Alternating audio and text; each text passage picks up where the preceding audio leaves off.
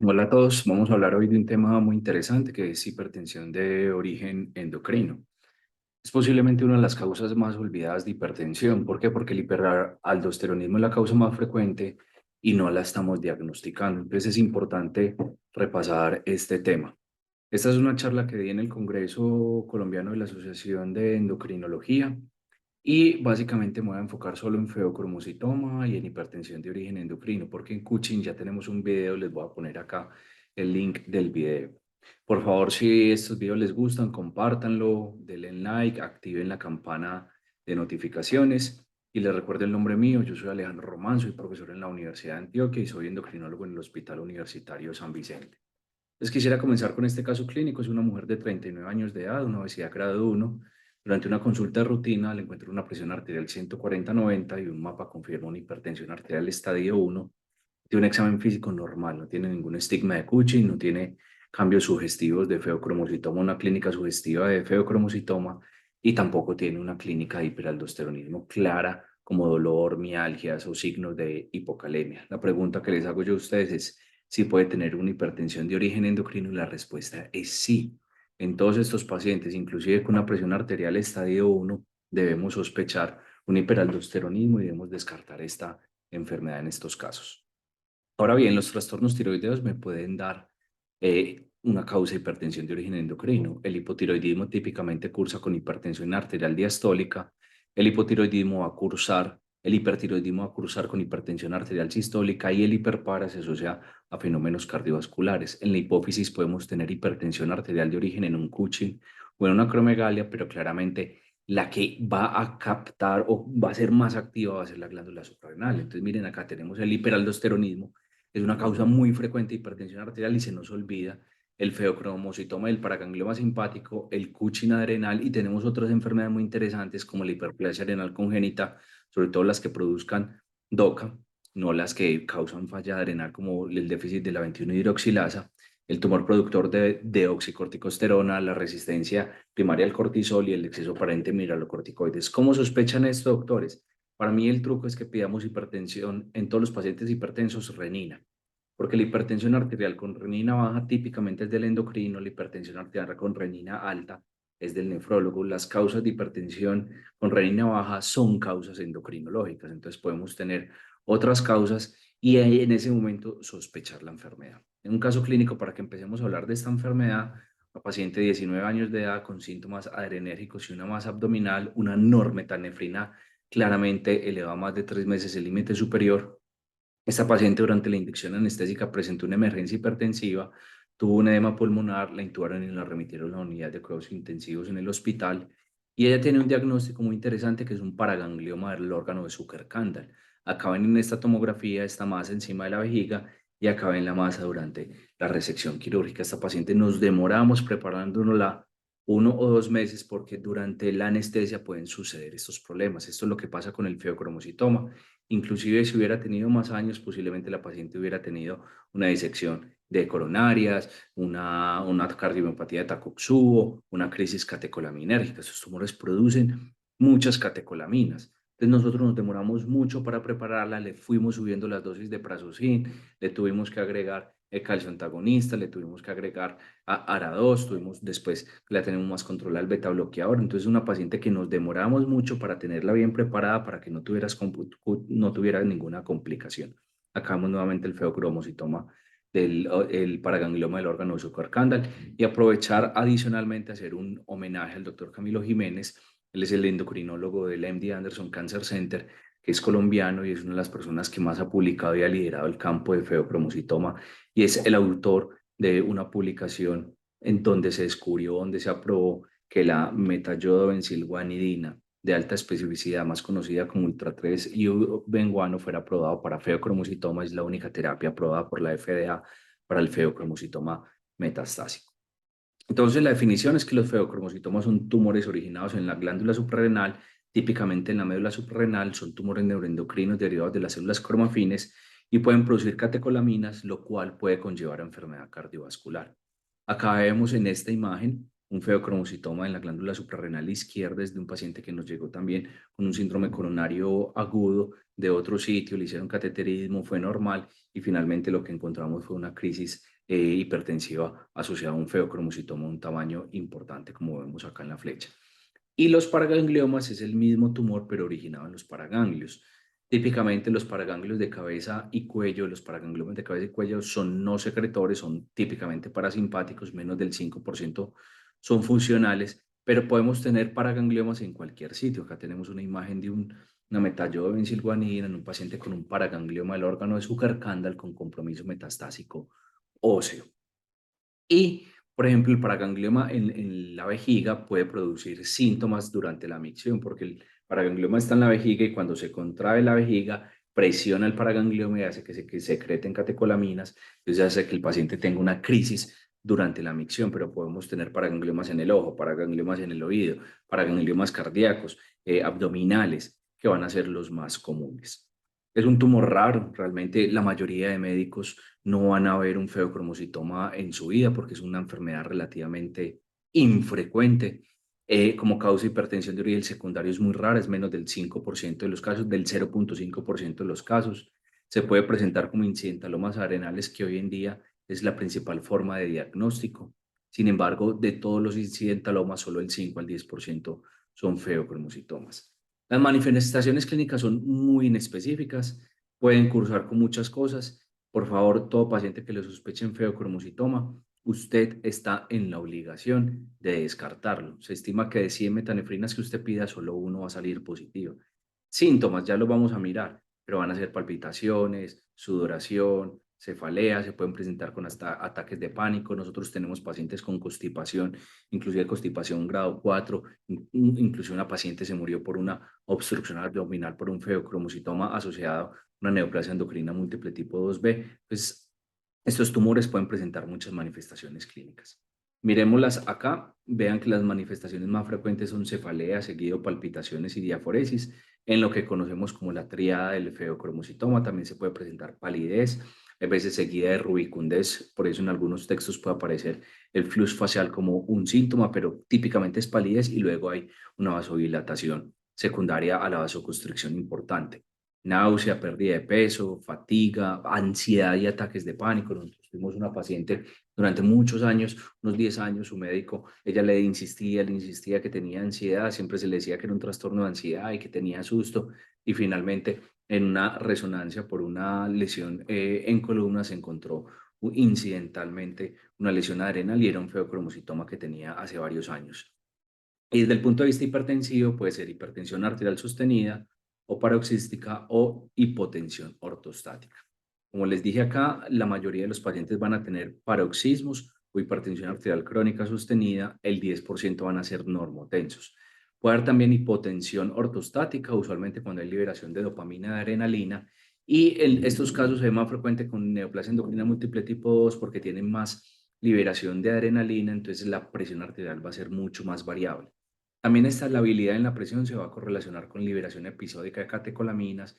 Estos pacientes están deshidratados con una depresión importante de volumen y van a tener una alteración en los reflejos simpáticos.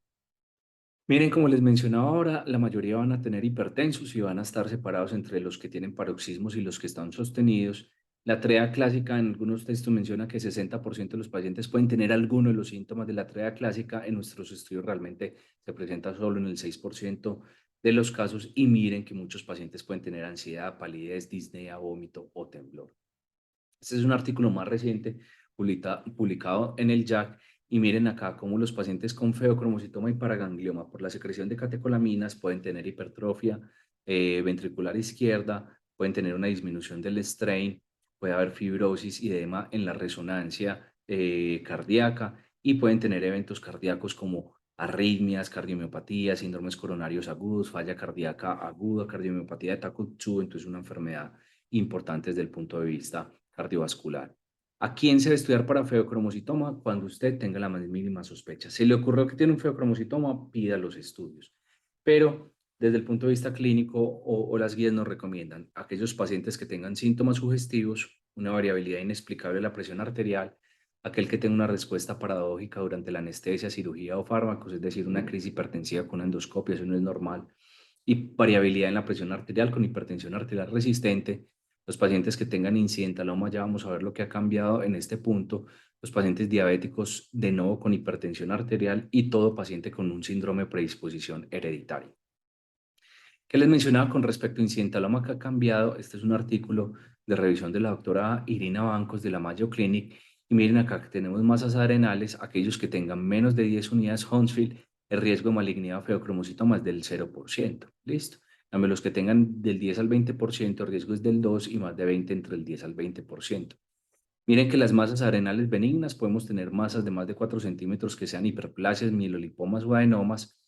Y en aquellos que tengan masas indeterminadas o con más de 10 unidades Hounsfield, los que sean menos de 4 centímetros pueden ser feos, lo mismo que los que sean más de 4 centímetros, y lo mismo tenemos lesiones de feocromocitoma unilaterales o bilaterales.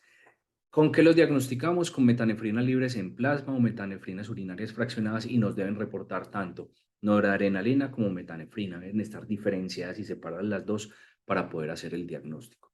Por favor, no pida ácido nilmandélico, no pida catecolaminas en plasma.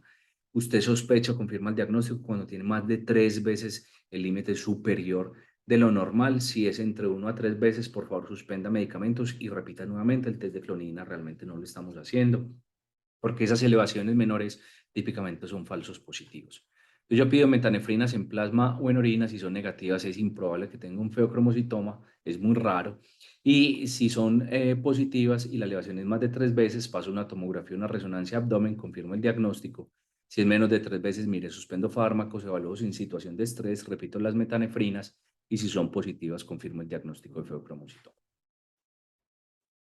Posteriormente haremos otra charla más profunda y más dedicada solo a feocromocitoma. Recordemos que esta fue una charla que en la Asociación Colombiana de Endocrino, que es más de repaso, un poquito más corta.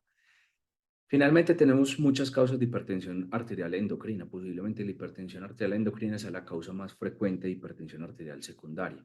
Tenemos también la renovascular, pero yo siempre me he preguntado si podemos disminuir el porcentaje de hipertensión arterial esencial, y eso lo vienen hablando expertos hace rato. Posiblemente a medida que vayamos avanzando en el tiempo encontremos más causas de esa hipertensión arterial esencial. Si hay pacientes que me estén oyendo, por favor, pidan que les midan renina. Esto es un examen importante para detectar el tipo de hipertensión arterial que tenemos. Y la pregunta es si podemos detectar más hiperaldosteronismos primarios.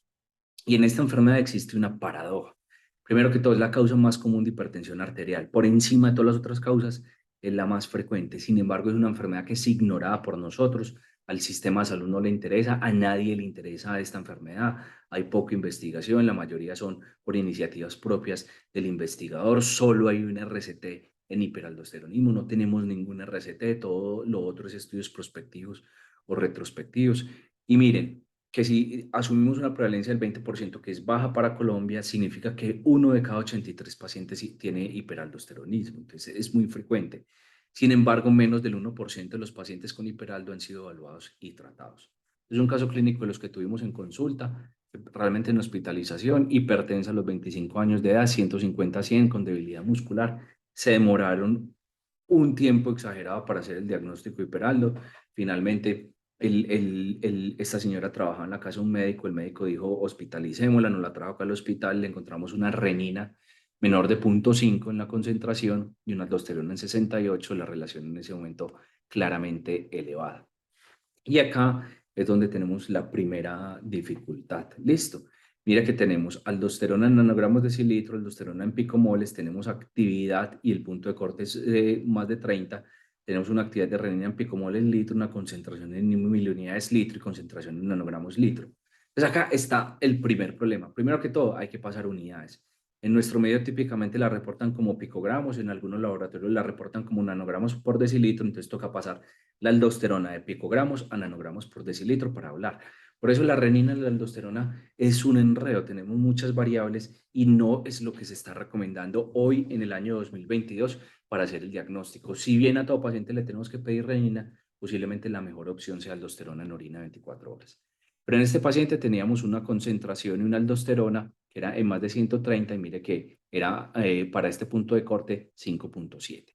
En la tomografía encontramos esta lesión adrenal, es una lesión de 25/18 con densidades en la fase simple de 12 y realmente era un con muy buen lavado en el protocolo adrenal. Entonces, esta enfermedad es la causa más común de hipertensión de origen secundario, la mayoría son normocalémicos y es entre el 5 al 15% de los hipertensos. Esto va a depender del escenario donde se encuentre. Pero miren que en cuidado primario, en el rural, 6% de los pacientes tienen hiperaldo, inclusive hasta el 13%. En centros de referencia, el 7,2, inclusive hasta el 30%. Incrementa la prevalencia a medida que aumenta el estadio de hipertensión arterial.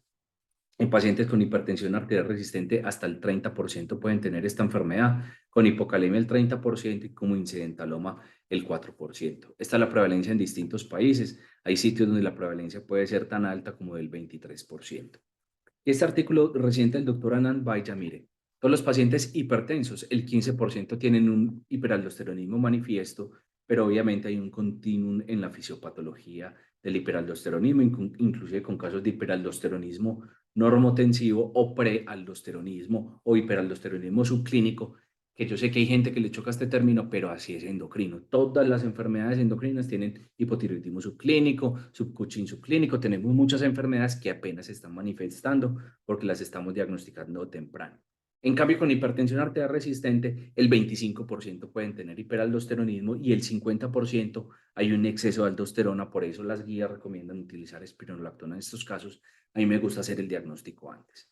¿A quienes buscamos hiperaldosteronismo? Hipertensión arterial moderada grave, todo paciente con hipocalemia y muchos hipertensos no le piden potasio, incidentaloma adrenal, FA con corazón normal, historia familiar de hipertensión USB, historia familiar de hiperaldo. Pues yo digo que todos los hipertensos, listo.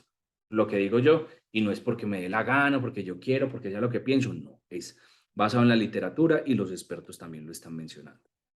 Miren lo que menciona el doctor Anand Bhaya. De 100 pacientes con hipertensos, solo estamos tamizando el 1,5%. Se nos están pasando 98, 99% de los pacientes hipertensos. Entonces, ¿tamización a todos los hipertensos? Sí, a todos hay que buscar el hiperaldosteronismo. Este estudio me gustó mucho porque era médico general en Australia, todos los hipertensos de nuevo les hicieron test de salino y diagnosticaron el 14% de los hipertensos con hiperaldosteronismo. Y esto también lo menciona a todos el doctor Anand Bhaya, el doctor William Joe, el doctor Gianpaolo Rossi y el profe Willis, para que lo tengan ahí en cuenta. Todos estamos diciendo que hay que buscar hiperaldosteronismo en todos los hipertensos. ¿Por qué? Porque es una enfermedad grave.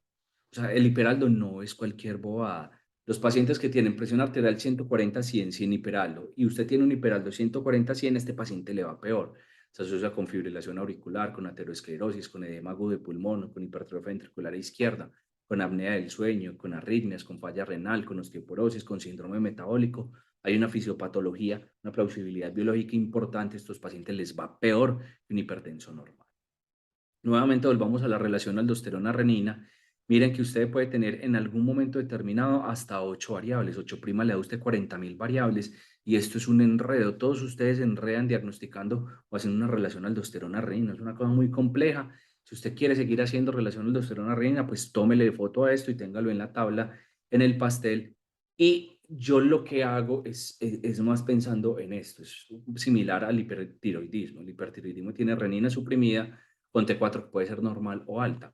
Miren, yo tengo una renina suprimida con aldosterona alta, eso es un hiperaldo primario. Tengo renina suprimida con aldosterona baja, todo esto es trastornos endocrinos. Si tengo renina elevada con aldosterona elevada, eso es un hiperaldo secundario y acá tenemos las causas. Pero reninas suprimidas, que es de la pantalla de la mitad para acá, todos son trastornos endocrinos. Usted tiene que pedir renina. Entonces, mire, inclusive les hemos enseñado a los médicos que es un enredo que no se puede medir con medicamentos. Sí, sí se puede medir inclusive con espironolactona. Si usted tiene la renina suprimida tomando espironolactona, lo más seguro es que tenga un hiperaldosteronismo primario. Entonces, ¿qué nos recomienda el doctor Anand Bhaya en este último artículo? Poblaciones de alto riesgo, hipertensión arterial resistente o grave, hipertensión hipocalemia, masa arenal, FA, apnea del sueño. Usted mira una renina si está suprimida, y ahí se va y se mira la aldosterona. Si es más de 15, es un hiperaldosteronismo primario franco. Listo, inclusive él menciona que si usted tiene una renina suprimida, es un hiperaldo hasta que se demuestre lo contrario.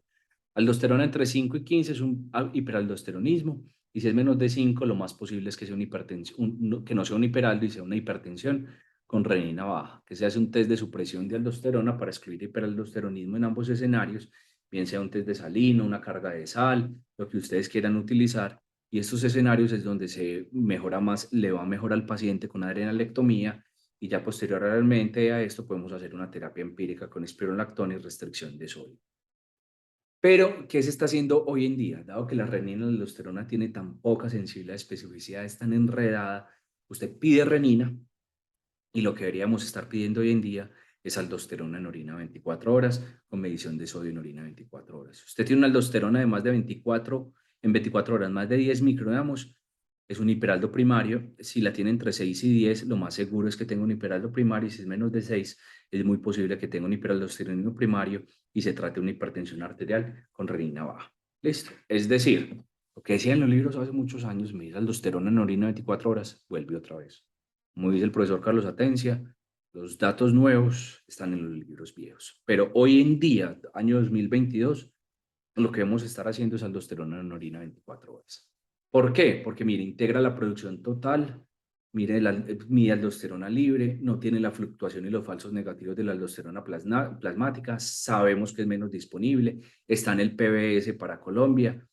Es maluco recoger en orina 24 horas, requiere una dieta rica en sodio y medir usualmente sodio en orina 24 horas y creatinina en orina 24 horas. Se puede hacer por inmunoensayo LCMS o MS y es un poquito más cara, pero este es el estándar de aldosterona y es lo que he estado haciendo en los últimos 6 meses, pedir aldosterona en orina 24 horas. Hemos enseñado a los médicos que es difícil diagnosticar, pero no, esto es muy fácil. Sospéchelo en quién estoy hipertenso. Te pide renina, actividad de renina y aldosterona en orina 24 horas o pide la renina y después pide la aldosterona. Usted confirma con cualquier prueba, pide una tomografía, un cateterismo de venas suprarrenales o resonancia para localizarla y en muchos casos que no se benefician de cirugía, que usted considera que no se pueden operar, manejo médico con espironolactona, buscando siempre operar a estos pacientes, listo, porque les va mucho mejor.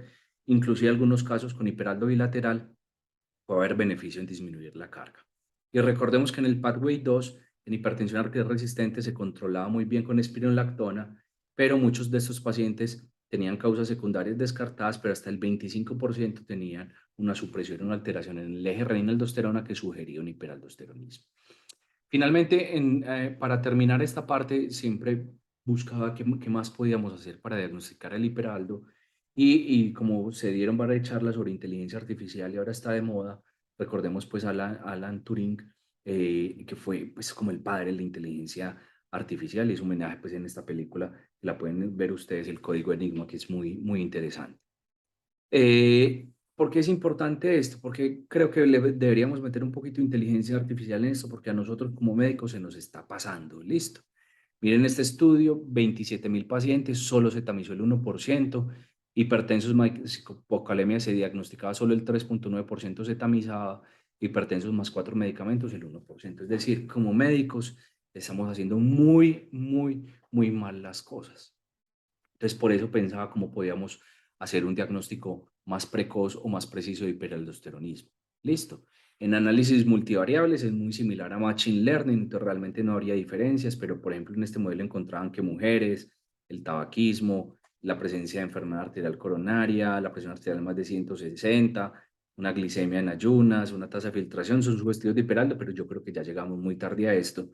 Lo que me gustaba de este estudio es que podían establecer una escala o una suma de todos estos puntos que tenemos acá, edad, sexo, hipocalemia, el sodio, la relación sodio-potasio, el anion gap, la orina alcalina o no, establecer un puntaje y de acuerdo a esto establecer la probabilidad de hiperaldo. Si usted tiene 170 puntos, mire que la posibilidad de hiperaldosteronismo es cercana al 100% y estos modelos multivariables son muy similares a Machine Learning. Obviamente todos estamos pensando mucho en inteligencia artificial, pero en esta curva o en el ciclo de Gartner-Hype tenemos acá que tenemos mucho, un pico muy elevado de las expectativas sobre inteligencia artificial, después hay un valle de la desilusión y después se va formando como esa evidencia que yo creo que es importante que la creamos en Hiperaldo y recordar que hay un consenso o un position statement sobre qué hacemos en hipertensión arterial y en inteligencia artificial desde el punto de vista de medicina basada en la evidencia. Miren acá que tenemos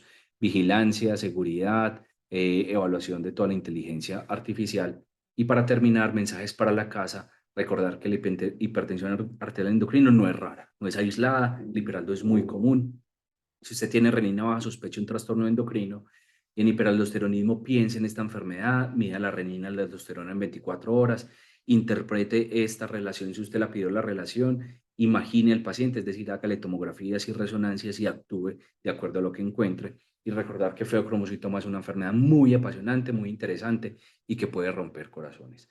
Les agradezco mucho por su atención y espero que les haya gustado. Por favor, denle like a esta publicación, compartan el canal, activen la campana de notificaciones, que esto nos ayuda para poder seguir produciendo evidencia o clases y resúmenes de calidad. Mil y mil gracias. Feliz día.